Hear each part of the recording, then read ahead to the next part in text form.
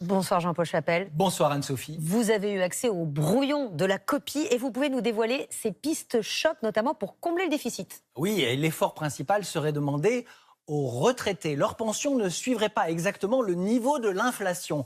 La hausse des prix devrait être de 1% l'an prochain, mais les pensions n'augmenteraient que de 0,3 puis de 0,6% si on garde la même inflation les années suivantes jusqu'en 2030. À cette date, cette mesure devrait rapporter environ 6 milliards d'euros par an. Autre piste, augmenter la CSG pour les retraités. Le taux actuellement de 8,3% serait aligné sur celui des salariés à 9,2%. Cette mesure pourrait rapporter 1,4 milliard d'euros par an.